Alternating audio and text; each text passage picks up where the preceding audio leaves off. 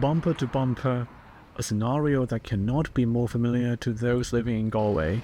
Deadlocked traffic congestion has long plagued this west coast city home to around 80,000. Coupled with the extreme weather events caused by climate change seen in recent years, the need for a green transition of the transport sector in the country has become even more urgent. It is against this backdrop that congestion charges are once again brought to the table by the government's Moving Together transport strategy announced in March this year.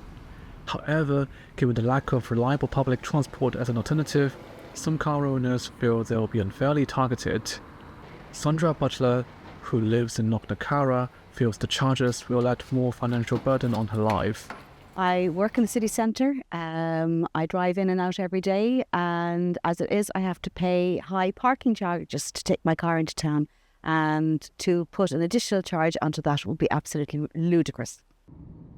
To her, the cost of time is the main concern when it comes to taking public transport. I have a bus stop on my doorstep, but I can't use it to go to work. I have to take my car because the bus is so unreliable. It's a 10-minute drive into the city centre, but it takes me 45 minutes minimum to get into work in the morning. The charges are among the strategy's 35 recommendations proposed by the Department of Transport to reduce people's reliance on private cars and promote sustainable modes of transport, including buses. But for some, this behaviour change may not happen that soon. For me, it would just be an additional expense. I don't think it would change what I do for now. I don't think Robert Leonard, a secondary school teacher as well as a father of two, shares with me what he says about the bus stop's layout problem. I got to go nursery that way. I got to go then back to school that way off the main road, then back onto the main road and into behind the cathedral.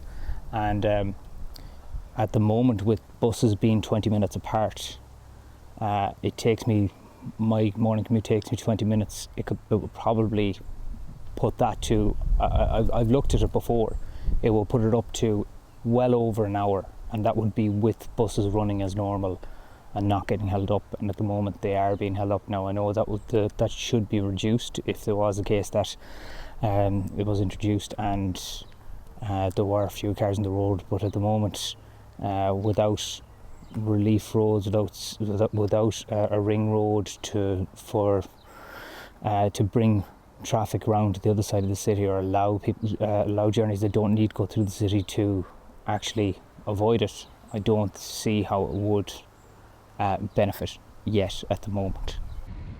While congestion charges do work in cities like London, where traffic volumes along with greenhouse gas emissions have dropped by around 20%, according to a 2008 report by Transport for London, environmental sociology professor Michael Hines says the carrot should come before the stick. People should be encouraged to transition away from using the car where possible by means of informing them about the health benefits, about the benefits to the environment, about the benefits to society, about the benefits to their own communities, first and foremost. So I don't really believe that it should be a first option. I do believe it should be part of the armoury, but in places where congestion charges have been implemented in large cities, and I'm thinking, for instance, in London, for instance, particularly in the centre of London, they have been a huge success in getting people out of their cars into public transport and to cycle, walk, and to move around the city in a better way. And of course, the air quality has greatly improved as well with that, with the introduction of electric buses and the likes in the city of London. So do they work? Yes. Should it be a first option? I don't think so. I think we're very much at the infancy stage of transitioning people away from that car dependency. So I don't think coming down with a stick so early is going to be beneficial. And what you will get is this green lash, as they're calling it now, this kickback against something like that, and seeing it as just imposing a tax without seeing the overall benefits.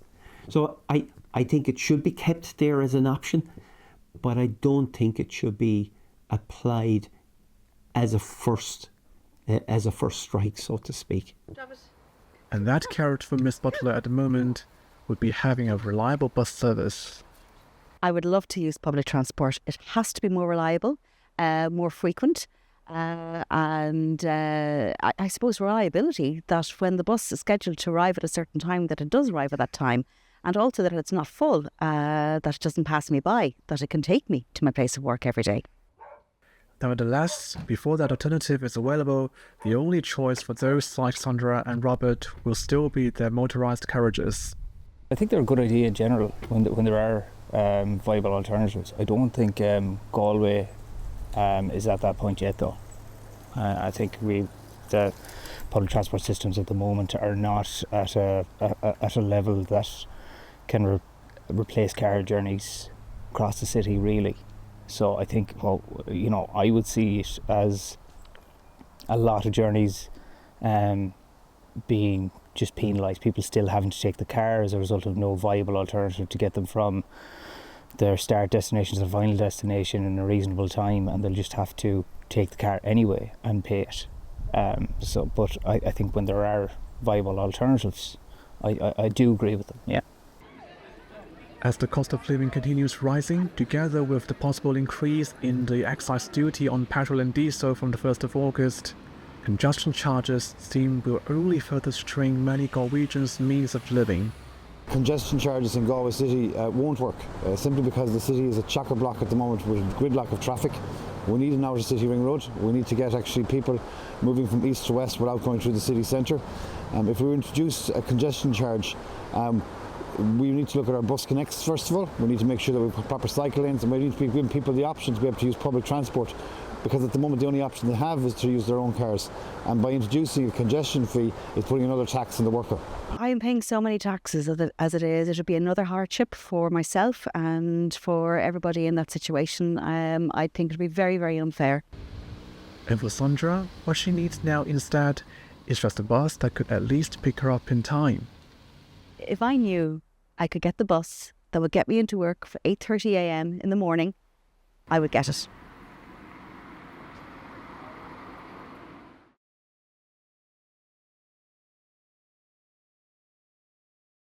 Two wheels, one line. This is how the future commuting in Galway may look like. As the city grapples with suffocating traffic congestion, cycling seems to be the panacea to this lingering urban illness. However, having over half of the journey is done by four-wheelers like this, road safety has long been the focal point of debate in transforming Galway into an active travel place. According to the city's first ever walking and cycling index, safety is cited by residents as the biggest barrier to biking. The major concerns among many cyclists I talk to are the lack of cycle lanes and motorists' inconsiderate driving behavior. Dylan Ryan, a chef who cycles to and from work daily, is one of them. I cycle from the Connacht Hotel. A lot of no cycling lanes are available until I get here to Kishta. I cycle on the road. A lot of Galway drivers are not really that safe. They're not really considerate. A lot of them don't look. Some of them don't signal to turn when you're going straight, and they'll hit into you sometimes. Very unsafe. I cycle on the footpath. I do get given out if I cycle on the footpath, but I feel more safe on the footpath and the cycle lanes, because especially in the city, not many cycle lanes at all. So I do strongly agree with that. It's not safe here. It is this treacherous cycling environment Dylan encountered that keeps many people from stepping on the pedals, with just around 40% of residents saying they would like to cycle more in the future. That said, there are still over 70% surveyed voicing their favour for more funding towards cycling infrastructure, and that, according to Rack Turner, chairperson of the Galway Cycling Campaign, is space reallocation. People don't cycle because it's not safe, but because it's not safe, people don't cycle. So again, it's the, I suppose we can talk cliches all day long, it's the chicken and the egg, all that kind of stuff. We need to get people cycling, but to get people cycling, we need to reallocate some road space. A certain percentage of the population won't be happy with the reallocation of road space, but it will actually enable other people to take up cycling, people who are afraid or nervous or whatever of cycling. So the reallocation of the road space, in my head, is one of the big answers to the traffic situation in Galway City. I work on the Connacht Hotel, and there's like a Dublin Road, there's not much space between the cars and the footpath. Maybe giving a little bit more way for between the footpath and the road for the cyclists, maybe adding more lanes or something, because there's not really much space in between the footpath and the road, footpath and the cars and the road, just for me. So I'll just say a little bit more space, maybe widen the roads, add more lanes, I think would be the main things I'll ask for. Despite more and more residents embarking on the active travel lifestyle, driving is still an integral part of many's lives due to the lack of reliable public transport alternatives.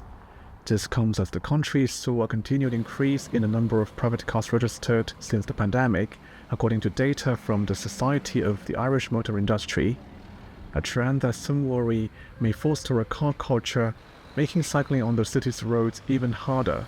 The main concern I would have in the context of Ireland and the context of Galway in particular is that the car dominance has created a car culture where the car is king. So the car, people who drive a car almost assume automatic rights to the road space. So they don't see the road as a shared space. But of course, the road must be shared with cyclists and with pedestrians. How else are people going to cross the road? How else are people going to cycle within the city? Nonetheless, it is a culture that Professor Hines argues could be reversed by getting rid of car-centric road designs. One interesting way I've often noticed about how you would slow down traffic and make it a more hospitable environment for cyclists and for people who walk, believe it or not, is to get rid of a lot of the road markings. The road markings assume that car dominance, and again it's built into their psyche almost with regard to how they use that space. But in places like Holland, for instance, and they do introduce this, they introduce these public seating and stuff like that, which juts out into the road and which forces the driver to slow down and to appreciate that this is everybody's space. This is public space. The roads are public space and they're for everybody. And his view is also echoed by Mr. Turner. If you design for cars, you will get cars. So, I mean, we've had a culture of designing for cars for decades. So, we just need to change that culture, and we need to. I suppose just here at the back of us, we're here in Waterside. Wood Quay is up there. Wood Quay used to be a vibrant market. Just on the edge of the city. It's now just a car park. So again, if you build for cars, you're going to get cars. So we need to change that dynamic.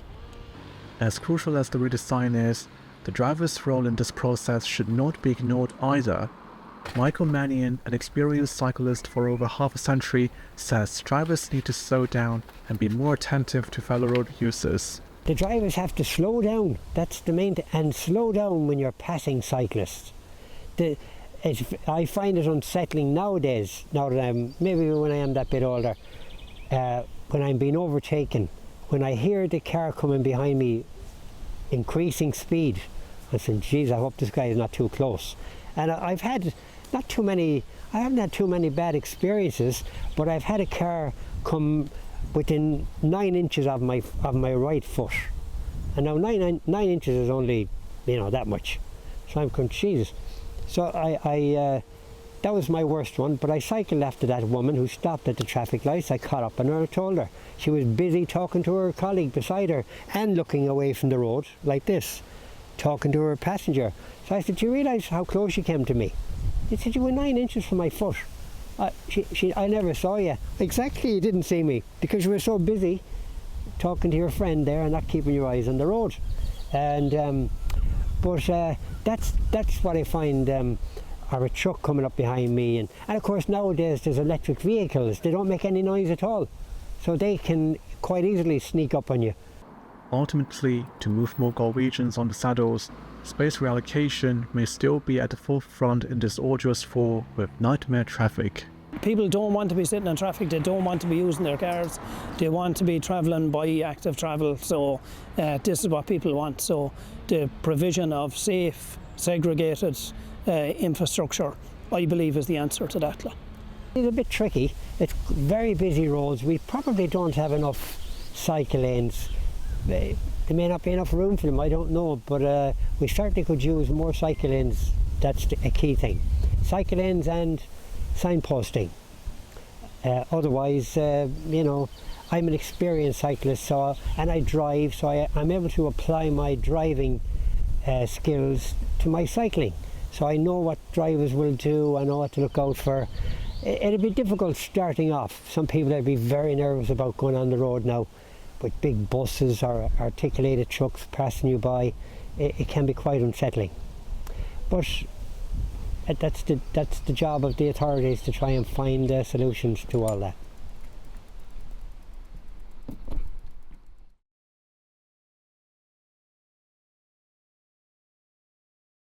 Scorching sun, sweltering temperature, the country is facing what would be the hottest summer this year, while climate change is protruding its fangs.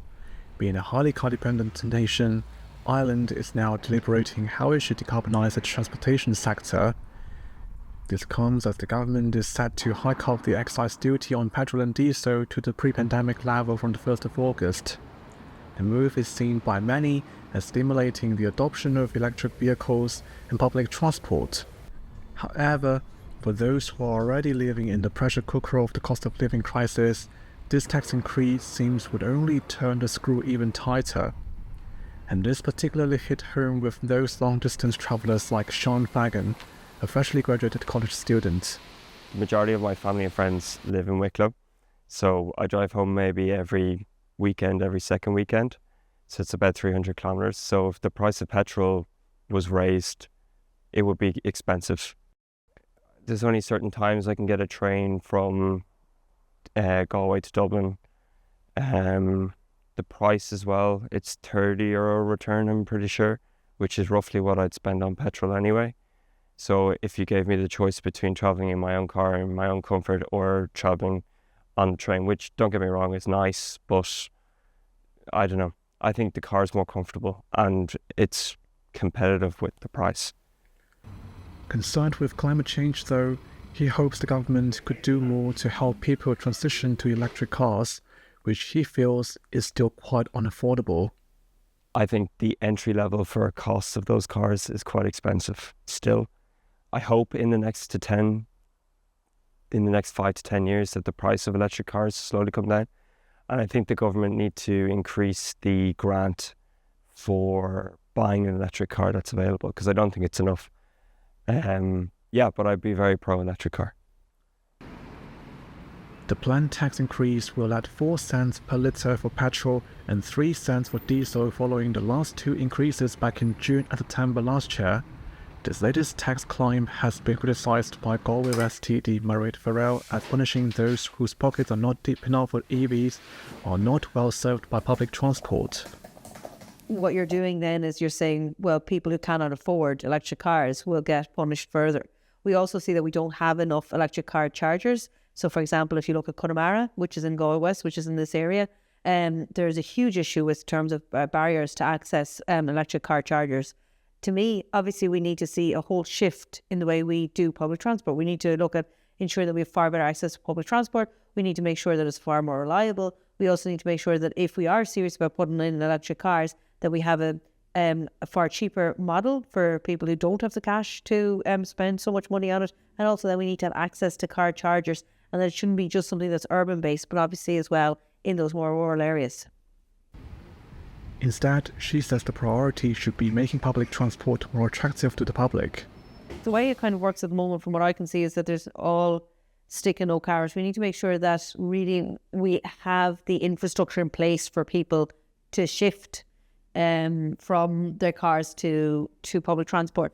Most people want to do it. It's much more easy to just get a bus or a train or whatever it is than to jump into the car. So we need to make sure that the main thing we need to make sure, in my view, is making sure that we have increased services and reliability of those services, and make sure that it is affordable, as well. Obviously, I think we had an increase in the price of buses there 2 weeks ago or that.